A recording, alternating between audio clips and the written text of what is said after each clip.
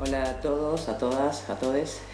Hoy vamos a incursionar en la clase de género y feminismo. Vamos a desarrollar el concepto de género y también cuáles son los reclamos y cuál ha sido la historia de los distintos feminismos. Para comenzar a tratar el tema de género, he decidido hacerlo desde el punto de vista de la filosofía y comenzar con el concepto de autonomía de las mujeres. Autonomía proviene del griego autonomos, que significa la posibilidad de autonombrarnos y de darnos nuestras propias leyes. Una de las teorías en las que podemos comenzar a observar la exclusión social de las mujeres a través de la historia es la teoría contractualista. Tal vez leyeron o escucharon a los autores como Hobbes, Locke, Rousseau, autores ingleses y franceses que fueron quienes desarrollaron esta teoría, que hablaban de que para que la sociedad pueda regirse de una manera civilizada, la ciudadanía debía firmar un contrato social en el cual la ciudadanía cediera parte de su libertad a cambio de la seguridad que le iba a brindar el Estado. Cada vez que tenemos elecciones escuchamos a candidatos y a candidatas que mencionan la necesidad de firmar un nuevo contrato social. Ahora observemos que la teoría contractualista, que es aproximadamente del siglo XVIII, decía algo bastante obvio, que quienes firmaran el contrato social debían ser sujetos autónomos, como cuando se firma cualquier contrato. Ahora, en aquel momento quedaban excluidos del contrato social los esclavos, los varones que no fueran propietarios y por supuesto las mujeres. Por lo cual observamos que se hablaba de un contrato social en el cual quedaba fuera más de la mitad de la humanidad. La teoría marxista lo va a ver desde otro punto de vista, diciendo que obviamente las personas deben ser libres y autónomas, pero que esa libertad y esa autonomía están atravesadas por el principio de alienación y de explotación del capital, del mercado. En ese sentido, recomiendo la lectura del Calibán y la bruja de Silvia Federici, que es una autora italiana y marxista.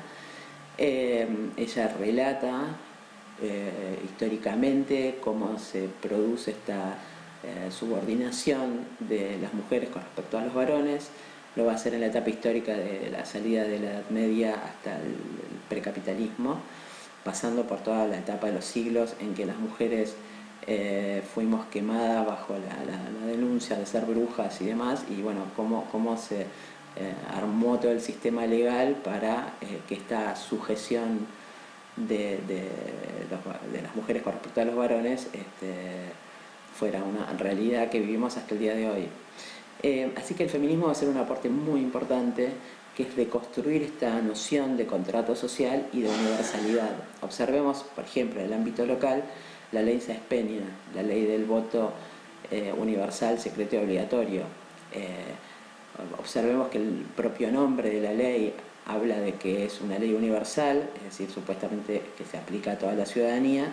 Sin embargo, las mujeres no pudimos votar hasta mediados del siglo XX, es decir, que lo que va a hacer el feminismo es visibilizar esta exclusión que estaba totalmente naturalizada. El otro aporte importante que va a hacer desde un comienzo el feminismo es demostrar que el derecho, es decir, el sistema legal aplicado en un país, es un derecho absolutamente patriarcal. Pensemos que todos los códigos que conocemos, que existen hasta la actualidad, fueron en su momento sancionados por sociedades en las que solo participaban varones, porque las mujeres no podíamos votar ni ser elegidas, y entonces todo este sistema legal reprodujo las relaciones desiguales de poder que observamos a diario. Y el feminismo va a luchar a lo largo de la historia por la modificación de leyes para poder acceder a un sistema igualitario entre varones y mujeres. Y esto va a ser muy importante también para recrear el concepto de ciudadanía. ¿Y por qué el feminismo se ocupa de esto? Porque había una diferencia, hubo durante siglos una diferencia muy clara entre lo público y lo privado. Es decir, las mujeres estábamos relegadas a lo privado, a lo doméstico, a lo familiar, en tanto que la cosa pública estaba únicamente permitida para los varones.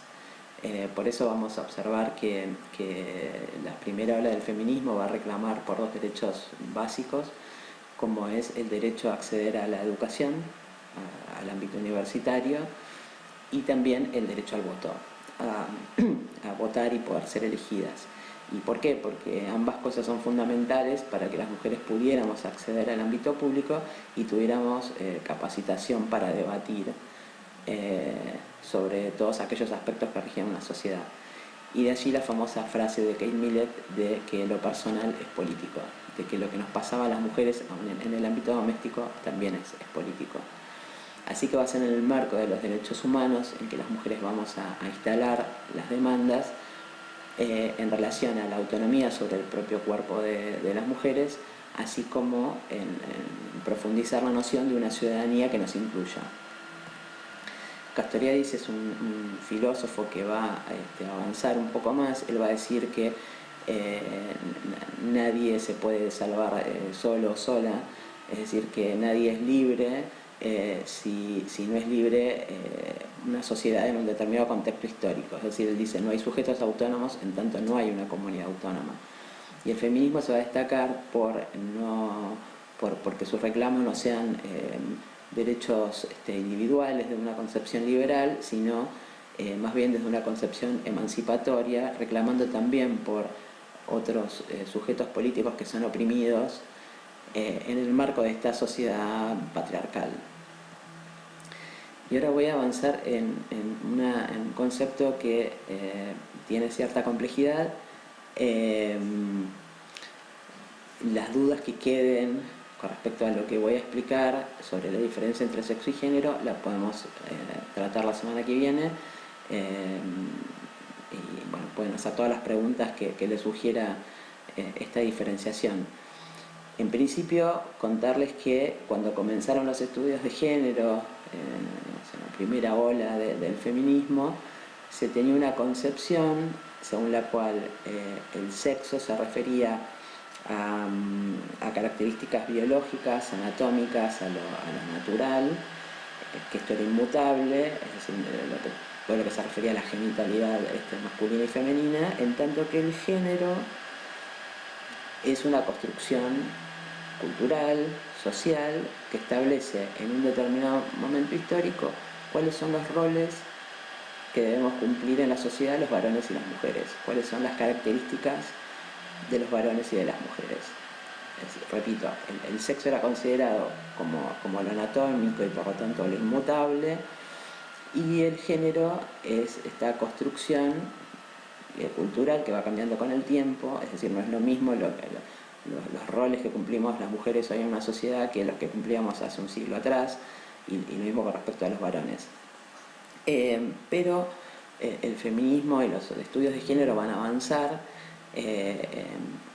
Quien establece la primera complejidad sobre esta diferencia va a ser Simone de Beauvoir en 1949, cuando escribe El segundo sexo, y dice aquella famosa frase de no se nace mujer, se llega a serlo.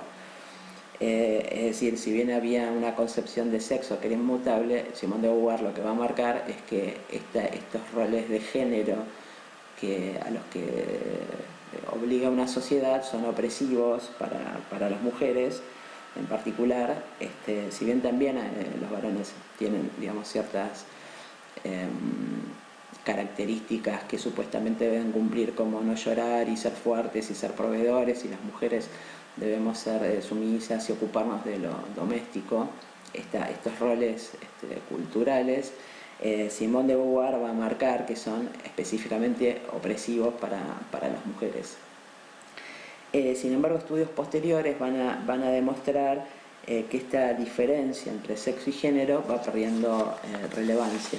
Una de estas autoras es Kate Millett, aquella que mencioné anteriormente, que decía que lo personal es político, ella va a decir que sobre el concepto de sexo también hay una lectura política, también hay una dimensión cultural, una dimensión política. Relacionándolo con lo que también mencionaba Foucault en su libro de Historia de la Sexualidad, donde dice que sobre el sexo, aquello que es supuestamente inmutable, que no se modifica, que es natural, él va a decir que también sobre el sexo hay un discurso médico, hay un discurso demográfico, psiquiátrico, pedagógico, que hace que el sexo sea en realidad una unidad artificial. Por lo cual lo sexual también es un producto de discursos y de prácticas sociales en un contexto histórico determinado. Y así él va a decir que la sexualidad ha sido utilizada por lo que llama el poder biomédico para lograr disciplinar los cuerpos y regular a una población. Es decir, que la forma en que los varones y las mujeres vivenciamos nuestros cuerpos, nuestra genitalidad, la función reproductiva, hasta el propio deseo, se elabora también desde la cultura y es el resultado de un discurso imperante en un momento determinado. Y va a ser Judith Butler quien finalmente le va a dar una vuelta al tema muy interesante con respecto a la diferencia de sexo y género. Ella sostiene que el sexo ya no tiene esa base biológica que no se podía modificar, sino que va a ser la cultura la que va a construir los roles de género, y que es ese género cultural el que va a imprimir cómo debemos vivir nuestros cuerpos, nuestra genitalidad, con quienes relacionarnos sexual y emocionalmente. Es decir, que ella va a decir al revés, va a ser precisamente el género, esa construcción social y cultural, lo que va a definir cómo debemos interpretar y vivir nuestro cuerpo y nuestra sexualidad. Y la cito específicamente, que dice: las normas reguladoras del sexo obran de manera performativa para materializar la diferencia sexual en aras de consolidar el imperativo heterosexual. Es decir, que esta construcción de género lo que hace es, como decía antes, establecer cómo debemos vivir nuestra sexualidad, básicamente para que cumplamos con las normas heteronormativas. Y ella agrega que la lectura que la sociedad efectúa sobre el cuerpo de un varón blanco heterosexual es muy distinta de la que se realiza sobre los cuerpos, por ejemplo, de las personas trans, que ella define como sujetos ilegibles o inviables a la que se priva de todo reconocimiento. Así que de esta manera tal vez se entienda mejor lo que definimos en el cuadro, en el cual consideramos que el género es una categoría construida cultural y socialmente que viene a definir en cada momento histórico que entendemos por masculino y femenino, es decir, que es lo propio del varón y de la mujer, y de las relaciones entre ambos.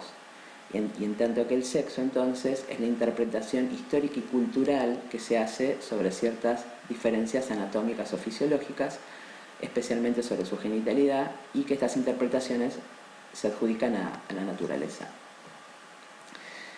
En este caso, proseguimos para que quede claro que el género es meramente una construcción cultural, y lo que va a hacer es delimitar qué valores debemos tener las mujeres y los varones, qué conductas se esperan de los varones y de las mujeres. Rita Segato, que es una autora argentina, pero que ha trabajado y vivido mucho tiempo en Brasil y ha trabajado en universidades brasileras, ella realizó un estudio con respecto a los varones que se encontraban privados de libertad en casos de violación sexual, y ella relata que el discurso de estos varones no tenía nada que ver con el placer, sino que tenían que ver con hasta discursos moralizantes, porque ellos consideraban que mediante la violencia lo que hacían era disciplinar a aquellas mujeres que habían actuado de una manera por fuera de las conductas que se esperan de las mujeres, por la vestimenta, por si trabajaban o no trabajaban, si tenían hijos o dejaban de tenerlos, etc. Es decir, que el género como construcción cultural lo que va a establecer es una relación social de poder, de varones privilegiados por sobre mujeres sometidas a esa opresión. Esta característica la vimos en la clase anterior cuando decíamos que siempre que hay una situación de discriminación vamos a observar que se debe a una relación asimétrica de poder entre quien discrimina y quien es discriminado. Y lo peor es que esta relación desigual de poder que establece una sociedad machista, una sociedad patriarcal, es que lo aprendemos en nuestras casas, se reproduce en la escuela, en los juegos que realizan las niñas, en lo que vemos en los dibujitos, en los medios de comunicación, por lo cual se va naturalizando. Vamos considerando que esta forma de relacionarnos entre varones y mujeres se encuentra así totalmente naturalizada. Por eso sostenemos que el género es construido socialmente, pero se disfraza como si fuera una diferencia sexual natural, ¿no? Como que esto proviene de la naturaleza. Es decir, que se atribuye a la biología lo que en realidad es netamente un producto de la cultura. Y esta forma de relacionarnos, esta forma histórica de sometimiento y de subordinación, lo que genera es desigualdad, genera discriminación y por supuesto genera violencia, violencia a la que denominamos violencia de género o violencia machista. En este caso, para definir a la discriminación basada en el género, recurro a una definición que da el Plan Nacional de la Discriminación, donde dice que la discriminación basada en el género se refiere a aquella que se ejerce en función de una construcción simbólica, social, cultural, que asigna determinados roles y atributos, características, a las personas a partir de su sexo biológico. Es decir, que es una construcción que de acuerdo a si tu sexo asignado al nacer es femenino o masculino, debe cumplir determinados roles sociales y que convierte esa diferencia sexual en desigualdad social, estableciendo jerarquías en la cual todo lo masculino es valorado como superior respecto a los atributos considerados femeninos. Esto implica que varones y mujeres no ocupamos el mismo lugar, no somos valorados de la misma manera, no tenemos las mismas oportunidades y no tenemos un trato igualitario en la sociedad, relegando a las mujeres a una situación de subordinación. Aquí algunos ejemplos de ámbitos en los cuales podemos observar esta desigualdad, hay muchos otros que ustedes podrán pensar. Uno de los ámbitos es el laboral. Aún al día de hoy, en la actualidad, la brecha salarial entre lo que ganamos las mujeres y los varones por un mismo trabajo se encuentra aproximadamente en el 30%. Es decir, que hay mujeres que ganan un 30% menos que los varones aún realizando el mismo trabajo. Pero también se observa diferencias en el tipo de trabajo y en las categorías de los trabajos a los que acceden los varones y las mujeres. Es decir, si bien hubo una incorporación masiva de mujeres al mercado laboral, el trabajo de las mujeres es más precario, hay mayor informalidad, más subocupación, es decir, jornadas laborales menores y por lo tanto con menos beneficios sociales. Y esto también se produce por lo que llamamos relaciones de cuidado, es decir, históricamente las mujeres se nos ha encomendado el rol de cuidar. Es decir, que no solamente salimos a trabajar al exterior, sino que también cuando volvemos y antes de salir nos encontramos a cargo de les hijes que hay en el hogar y también de los adultos mayores, ya sea de los propios como los de la pareja. Esta obligación que nos han encomendado históricamente hace que muchas veces no podamos cumplir con una jornada completa de trabajo, que no podamos estudiar y capacitarnos para ascender en el trabajo, y también pensemos que más del 80% de las relaciones de las familias monoparentales se trata de mujeres que se encuentran solas a cargo de sus hijos, es decir, que son el único sostén del hogar. El otro ámbito en el que podemos observar esta diferencia es en el ámbito sindical. Por su propia experiencia habrán visto que prácticamente no hay mujeres a cargo de los gremios. Tal vez se observan más cantidad en aquellas tareas, aquellos trabajos que también se refieren a cuestiones de cuidado, por ejemplo en la enfermería o en el ámbito de la educación.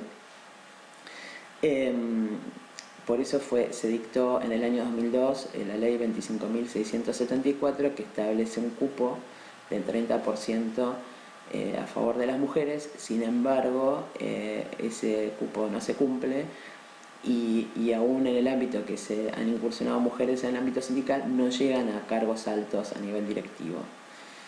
En el ámbito de la educación, lo que es sumamente preocupante es que se siguen en la currícula teniendo contenido y utilizando textos que reproducen los estereotipos de género, donde las niñas son princesas que esperan a su príncipe, los varones son gladiadores y jugadores de fútbol, etc.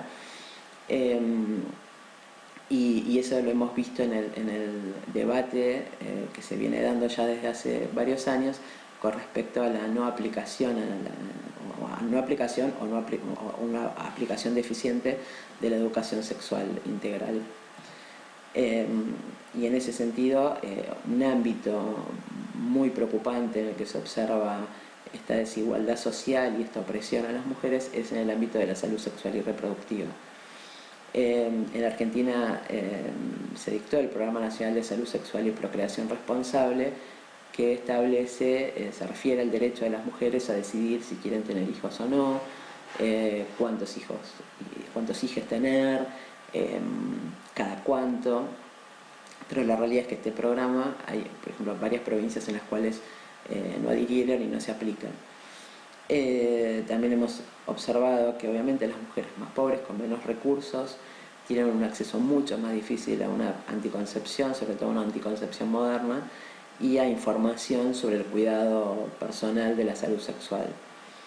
Pensemos que recién en el año 2006 se sanciona una ley que autoriza a la ligadura tubaria, a la ligadura de trompas de las mujeres y a la vasectomía en los varones. Sin embargo, al día de hoy, tanto en ámbitos de salud públicos como privados, muchas mujeres relatan que aún ante el pedido expreso, muchos médicos se niegan a realizar la ligadura tubaria, por la cual una mujer decide no tener más hijos. Y con respecto a la ESI, a la Ley de Educación Sexual Integral, que se refiere no solo al cuidado de la genitalidad en los niños y demás, sino también hace referencia a estas relaciones de poder y a desnaturalizar estas relaciones de poder de las que estamos hablando, que permite también, sobre todo en la adolescencia, tratar el tema de la violencia en los noviazgos, la violencia en las relaciones. Quiero recordar que en el 2018, cuando se dio el debate sobre la ley de interrupción voluntaria del embarazo, quienes se oponían, los sectores más conservadores, mencionaban que se rechazaban la ley, pero que sí era importante la aplicación de la educación sexual integral en las escuelas. Pero sin embargo, apenas termina el debate y se pierde la votación en el Senado, estos mismos sectores hasta el día de hoy están luchando fuertemente porque no se aplique la educación sexual integral ni se actualice en las escuelas tanto de ámbito público como privado. Y otro aspecto importante es la criminalización que hemos visto hasta el día de hoy de mujeres para que no accedan a las interrupciones legales del embarazo. Si bien va a haber una clase específica sobre el tema, quiero aclarar que en Argentina, en el Código Penal, se establece desde 1921, hace casi 100 años, que el aborto es un delito, pero que hay tres casos, tres excepciones, tres situaciones en las cuales sí pueden abortar las mujeres, y es en el caso de que el embarazo ponga en riesgo la vida o que ponga en riesgo la salud, y también en el caso de que esos embarazos sean productos de una violación.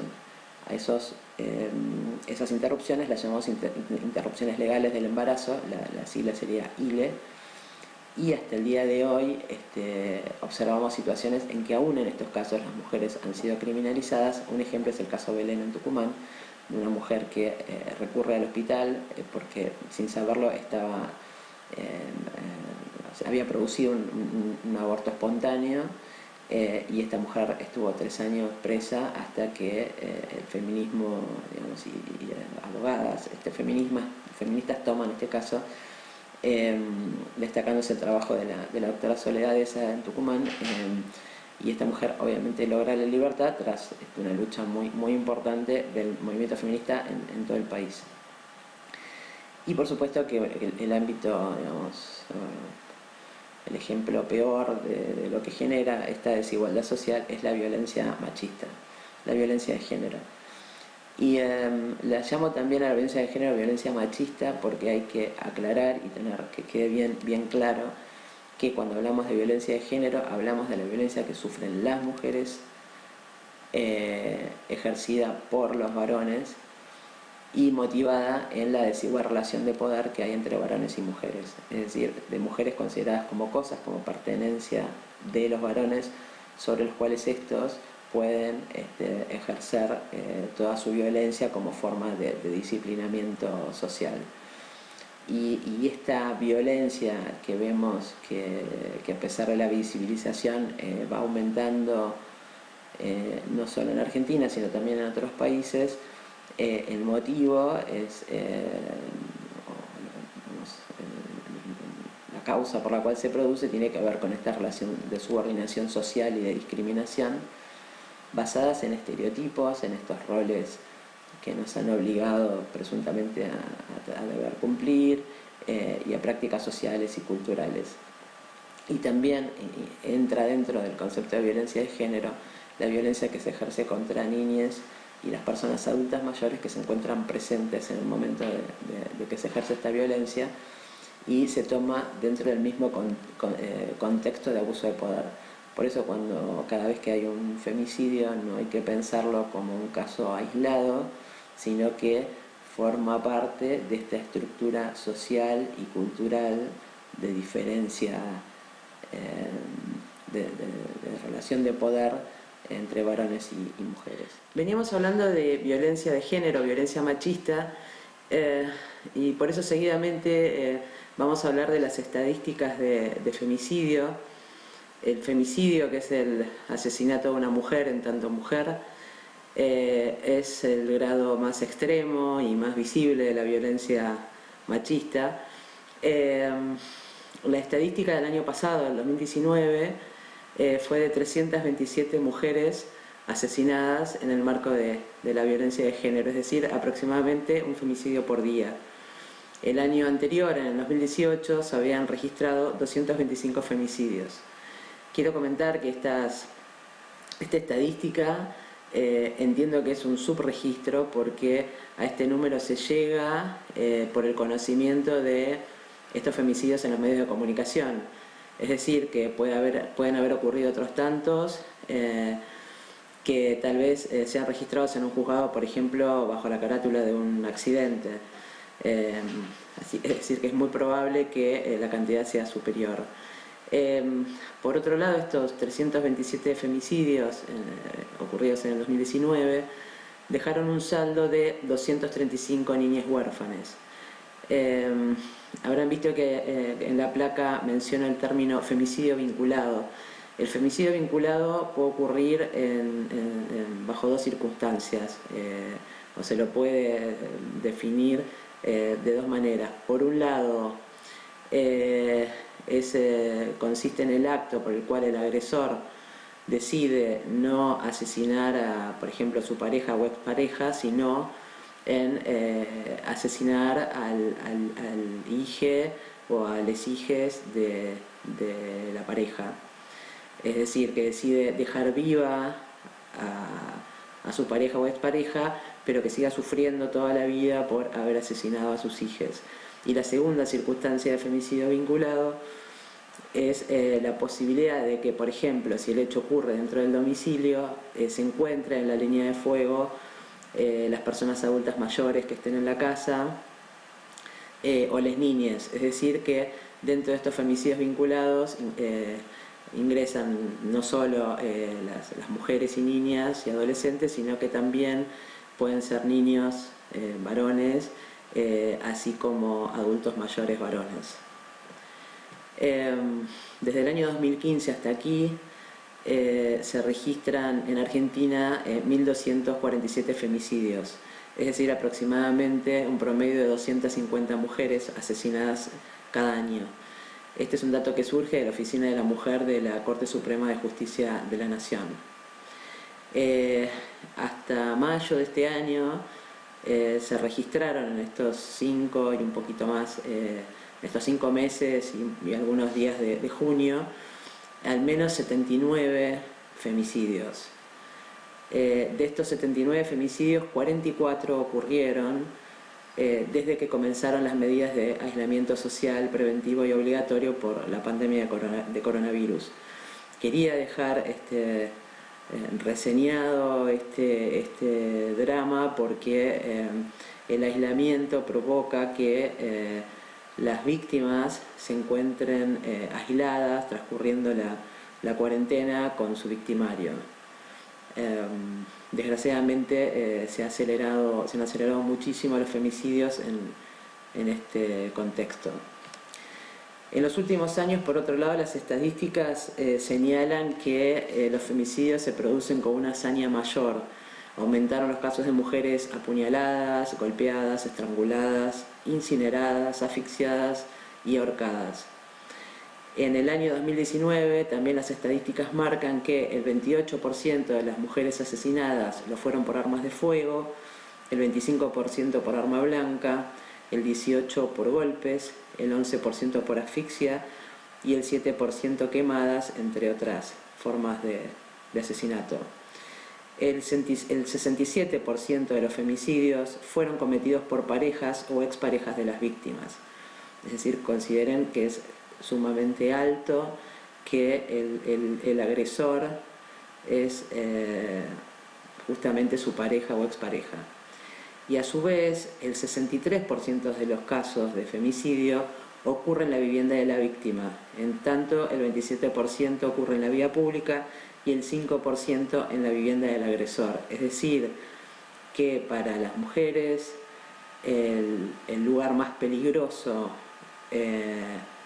es su propia casa, y a su vez que quien es más probable que cometa esta agresión sea su propia pareja o expareja. Seguidamente voy a tratar el tema de violencia de género en los medios de comunicación, y lo hago porque los medios de comunicación son vitales, sumamente importantes para que llegue al conocimiento de la población que, digamos, los casos de femicidios, las situaciones de violencia, también es la posibilidad de que se presenten expertos, expertas que nos hablen de la temática, y ha sido histórico el mal tratamiento de los medios de comunicación con respecto a la violencia de género, señalándolo como de una forma en que se justificaba la violencia diciendo que, no sé, que se trataba de una chica que usaba una pollera corta o que volvía de noche. Se lo presentaba de una manera un tanto espectacular, no señalando que ocurre en el contexto de una violencia estructural y no de casos aislados. Por eso se han sacado se han realizado lo que denominamos decálogos en recomendaciones para los comunicadores. En la primera experiencia que se hizo, o que quien la hizo fue la Red PAR, que es una red de periodistas mujeres dirigida a sus colegas para que hagan un buen tratamiento de las noticias en esta temática. Señalo algunas de las recomendaciones más importantes.